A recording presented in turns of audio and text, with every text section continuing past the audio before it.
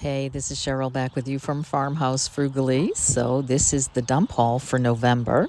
My husband went to the dump and brought me home this beautiful antique medicine cabinet, and it is already lovely.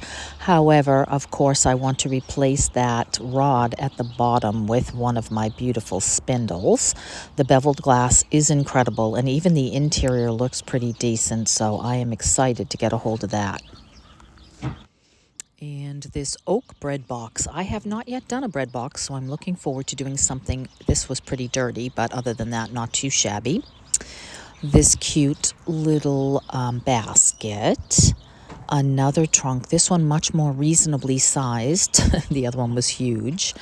And then the little black square thing, not exactly sure if that had a candle in it or what have you. And also the little galvanized tray with the candles in it, a mahogany-ish colored box, and then this little white, probably was a jewelry box once upon a time. And then these two tables that are very, very heavy tile top tables. And honestly, I have no idea what this wooden thing is. If you have any idea, let me know. I would love to know what the use is. And then, oh my goodness, I cannot even believe he brought me home these lightweight panels that were once upon a time part of a piano. So those are very exciting. I already have a wonderful couple of ideas of what I could do with some of that wood. And now I am going to do a couple of trash to treasures for you. So stay tuned. On number one, I'm going to tackle this little galvanized tray with the votives. I cleaned it up really good. It still had the tag on it. And pulled out some Christmas greens that had pine cones and just kind of wove a piece of it in and out and around the glass. And then I pulled out some white florals and I tucked them in. And I grabbed a couple of little red berries. They're not quite pip berries, but I'm not sure of the name of them, but I really like the contrast. So I just filled them in here and there, and I didn't glue them because I thought this might be a gift and someone might want to use it for more than one season.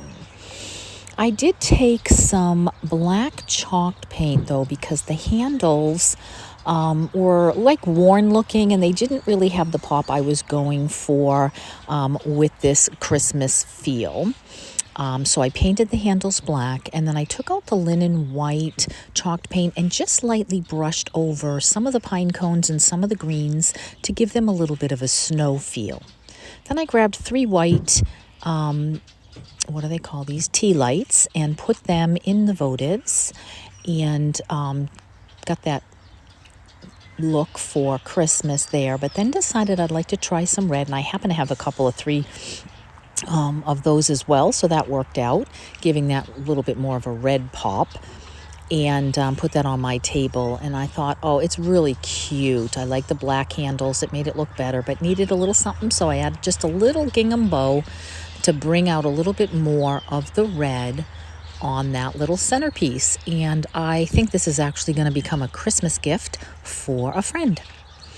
Number 2 is the little bird jewelry holder that I got actually in last month's dump haul, and it was splattered with paint and I couldn't get it clean, even though I scrubbed it. So I decided to take this chalked paint called patina.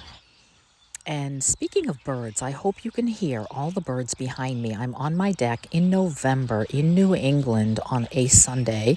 Very rare opportunity to hear these birds in November. So I went ahead and gave that 2 coats on the bottom, 1 coat all around of that patina green, and then just wet distressed some places here and there so that the bird would stand out. Then I took the white bear wax and I waxed over the entire thing, just kind of gave that a good buffing, and then just decorated it a little bit with some jewelry to give you an idea of how cute that is. It just really changed it completely, adding that new color, and I absolutely love it. It matches my bedroom. So on to number 3, this little white box. I think it was probably one of those ballerina jewelry boxes that you had when you were a kid.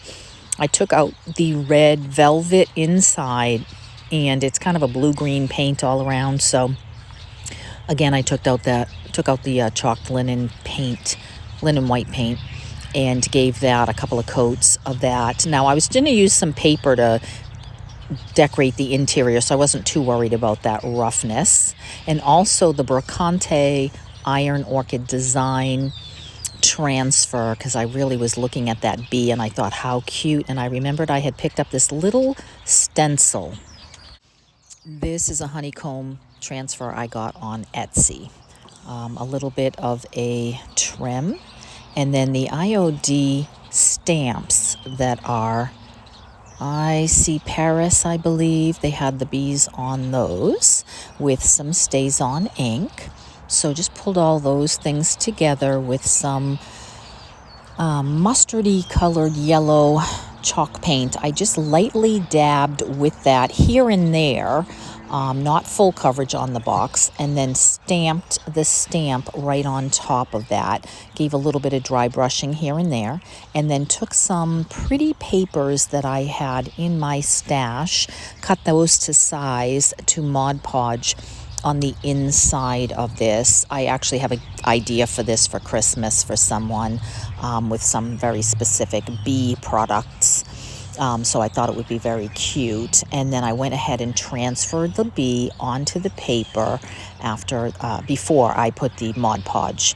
And then I took a little bit of a sand paper and sanded some of that to make it look a little bit old, and then just added the yellow trim here and there. And I can't wait to fill it up and give it as a gift for Christmas, because I think it's going to be so cute. And now we're on to number 4. Absolutely simple. A few weeks back, I had gone with my husband to the dump and found on the good table this beautiful hanging peg holder that was absolutely filthy. I don't know if it was out in someone's barn, but I scrubbed that thing and it came out absolutely gorgeous. I was going to paint it, but once I saw how beautiful it was, I decided to simply wax it with the Antiquing Wax by Waverly with my wax brush. I just went ahead and got a generous amount of that in all of the crevices, let that sit for a couple of minutes, took a rag and wiped it off. Here it is with a little bit on the left and nothing on the right, or top and bottom. And then here it is finished. It's going to go in the nursery at church. It matches the armoire that we have to hold the toys. So that was just a simple and quick, beautiful fix. Now my favorite. Oh my goodness, these tables, which I honestly do not like at all, very heavy, though I wanted their legs. So I asked my husband to disassemble that. They had to be cleaned, and they were in a little rough shape. They had been left outside. This one in particular, we didn't have any Bondo, but we did have indoor-outdoor wood filler. So I went ahead and I just filled that hole on all 4 sides and smoothed that out and let that sit for a couple of hours till it was completely dry. Sanded it, and then just took some indoor-outdoor black Krylon paint and spray painted that 2 coats, both sides, until that was finished. Now you may remember in the last dump haul, my husband brought home this, which I have always wanted, cable holder, and I wanted to use that for these tabletops. They needed to be sanded well, had the labels taken off, so I used a really fine, heavy grit, I think a 60 grit sandpaper to get that off, and fortunately some of the black ink stayed on, so that was kind of cool. And then I took my IOD farmhouse stamps and some also of my IOD, which I don't have a picture of, stamps, and some of the other ones, and just stamped all over these 2 tabletops. Then I took some of the Antiquing Wax with some water and brushed it over all of the entire top to give it a good stain look. And then attach the legs and polyurethane this over and over, because I wasn't sure if this would end up outdoors. And it is absolutely all that I hoped that it would be. I am absolutely in love with these tables. I would love to know which was your favorite, and stay tuned for Christmas number 2. Take care and thanks for stopping by.